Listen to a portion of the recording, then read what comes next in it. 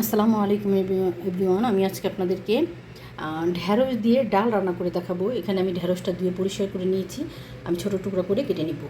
এখানে ডাল দিয়ে ঢ্যাঁড়স রান্না করার জন্য এখানে একটা পেঁয়াজ কেটে নিয়েছি, 1 চামচ আদা বাটা, 1 চামচ রসুন বাটা, কয়েকটা কাঁচামরিচ নিয়েছি।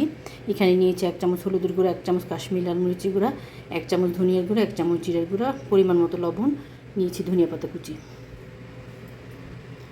আজকে আমি অলিভ অয়েল তেলে রান্না করব।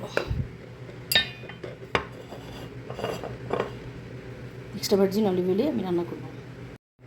এখানে আমি ডালটা ধুয়ে পরিষ্কার করে নিয়েছি।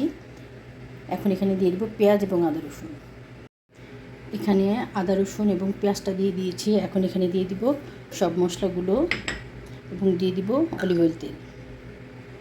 এখন আমি হাতে কচলে ডালটা ভালো করে কচলে পানি দিয়ে দিব। এখানে ডালটা আমি পানি দিয়ে ভালো করে হাতে কচলে নিয়ে পানি দিয়ে দিয়েছি। এখন ডালটা সেদ্ধ করে নিব। এখানে ডালটা আমি সেদ্ধ বসিয়ে দিয়েছি, ডালটা সেদ্ধ হচ্ছে।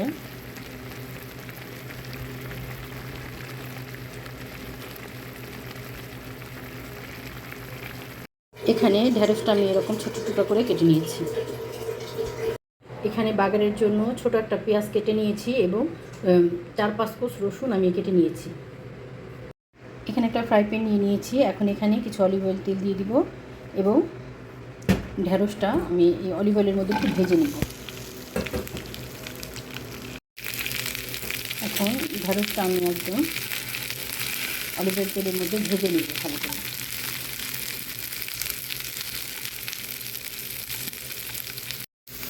এখানে ঢ্যাঁড়সটা আমি এরকম একটু দাগ লাগিয়ে ভেজে নিয়েছি। এখন ডালের মধ্যে দিয়ে দিব।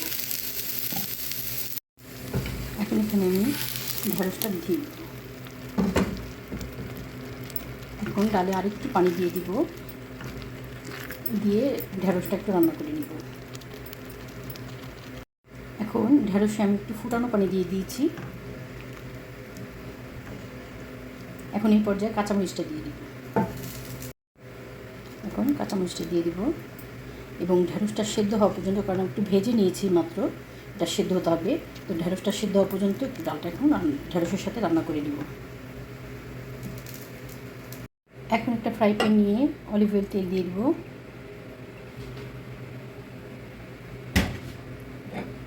পেঁয়াজ এবং রসুনটা দিয়ে ভেজে নিব, একটু ব্রাউন করে বাদামি করে ভেজে ডালের উপর দিয়ে দিব। একটু তেল অলিভ অয়েল তেলের মধ্যে একটু ভেজে নিব পেঁয়াজটা এবং রসুনটা। এখন এখানে কিছু ধনিয়া পাতা কুচি দিয়ে দেবো। পেঁয়াজ রসুনটা বাদামি করে ভেজে নিয়েছি, এখন ডালে দিয়ে দিব। এখন বাগারটা ডালের মধ্যে ঢেলে দিব।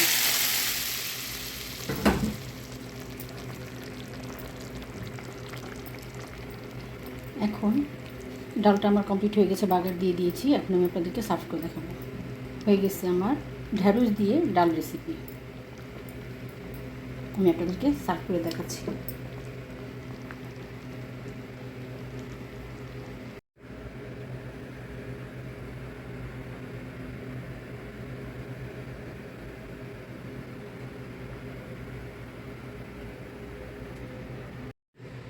হয়ে গেছে আমার ঢ্যাঁড়স দিয়ে মসুরের ডাল রেসিপি। আপনারাও আমার রেসিপি ফলো করে বানাতে পারেন। যদি আমার রেসিপিগুলো আপনাদের ভালো লাগে তাহলে আমাকে সাপোর্ট করবেন এবং আমার নিত্য নতুন রেসিপি দেখার জন্য আমার পাশে থাকবেন।